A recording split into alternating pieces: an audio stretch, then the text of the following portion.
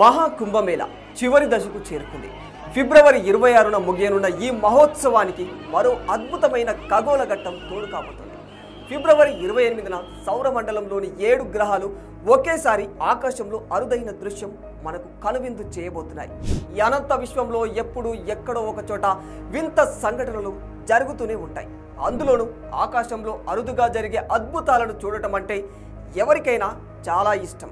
నింగిలో కనిపించే నక్షత్రాల నుంచి తోకచుక్కల వరకు, గ్రహాల నుంచి గ్రహ శకలాల వరకు ఇలా ఎలాంటి అద్భుత ఘటనలు జరిగినా ఆ విశేషాలను తెలుసుకునేందుకు, చూసేందుకు మనిషి చాలా ఆసక్తిని చూపిస్తూ ఉంటాడు.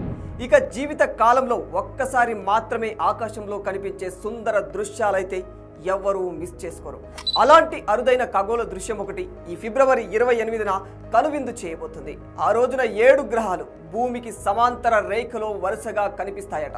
సూర్యుడి చుట్టూ పరిభ్రమించే బుధుడు, శుక్రుడు, అంగారకుడు, బృహస్పతి, శని, యురేనస్, నెప్ట్యూన్ 7 గ్రహాలు ఒకే సరళ రేఖపై రానున్నట్లు శాస్త్రవేత్తలు చెబుతున్నారు.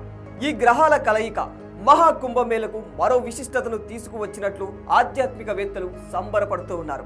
ఖగోళ విశేషాలు, ఆధ్యాత్మిక శక్తుల మధ్య సంబంధం ఉందనడానికి ఇదే సాక్ష్యం అంటున్నారు.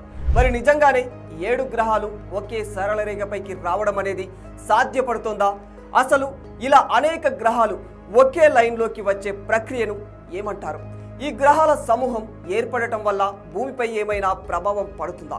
అయితే గ్రహాలు ఒకే వరుసలో కనిపించడం అనేది చాలా అరుదుగా జరుగుతూ ఉంటుంది. ఇప్పుడు బుధుడు, శుక్రుడు, అంగారకుడు, బృహస్పతి, శని, యురేనస్, నెప్ట్యూన్ గ్రహాలు ఒకే వరుసలోకి రానున్నాయి.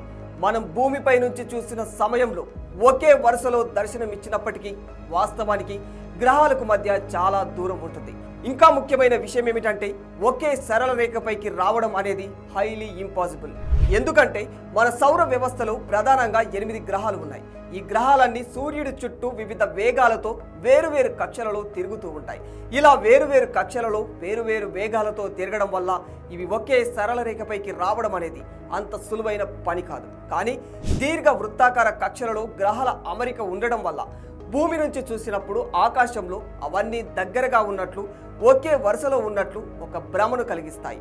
అయితే బుధ గ్రహం సూర్యుడికి అత్యంత సమీపంలో ఉంటుంది. కాబట్టి 88 రోజుల్లో ఇది సూర్యుని చుట్టూ తన కక్షలు పూర్తి చేసుకుంటుంది. ఇక భూమికి సూర్యుని చుట్టూ తిరిగి రావడానికి 365 రోజులు పడుతుంది. దూరంగా ఉన్న నెప్ట్యూన్కు సూర్యుడి చుట్టూ ఒకసారి తిరిగి రావడానికి 60,190 రోజులు పడుతుంది. అంటే 165 ఎర్త్ ఇయర్స్ పడుతుందన్నమాట. ఎర్త్ ఇయర్స్ అంటే భూమి తన చుట్టూ తాను తిరుగుతూ సూర్యుడి చుట్టూ ఒక రౌండ్ తిరిగి రావడానికి పట్టే కాలం. ఇలా వివిధ గ్రహాలు వేరువేరు వేగాలతో సూర్యుడి చుట్టూ పరిభ్రమిస్తున్నప్పుడు వీటిల్లో కొన్ని గ్రహాలు ఒకేసారి సూర్యునికి ఒక వైపు రావడం అప్పుడప్పుడు జరుగుతూ ఉంటుంది. ఇలా గ్రహాలు అన్ని ఒకే చోటికి రావడాన్ని planetary alignment, pair of planets గా పిలుస్తూ ఉంటారు. సాధారణంగా 3 గ్రహాలు అలైన్మెంట్ అవ్వడం, 5 నుంచి 6 గ్రహాలు ఒకే వరుసలో రావడం చాలా సార్లు జరుగుతూ ఉంటుంది. కానీ ఇలా 7 గ్రహాలు ఒకేసారి సమూహంగా కనిపించడం మాత్రం చాలా అరుదుగానే జరుగుతూ ఉంటుంది. ఇప్పుడు ఈ అరుదైన దృశ్యం ఫిబ్రవరి 28వ తేదీన భారత్లో ఉండేవారు అత్యంత స్పష్టంగా చూడవచ్చు. ఇక వీటిలో 5 గ్రహాలు బుధుడు, శుక్రుడు, అంగారకుడు, బృహస్పతి, శనిలను అత్యంత స్పష్టంగా కంటి చూపుతోనే చూడవచ్చు.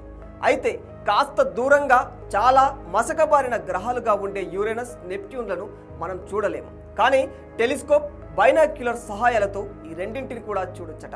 ఈ గ్రహాల విన్యాసం స్పష్టంగా చూడాలంటే తక్కువ కాలుష్యం ఉన్న ప్రదేశంలో చూడవచ్చు.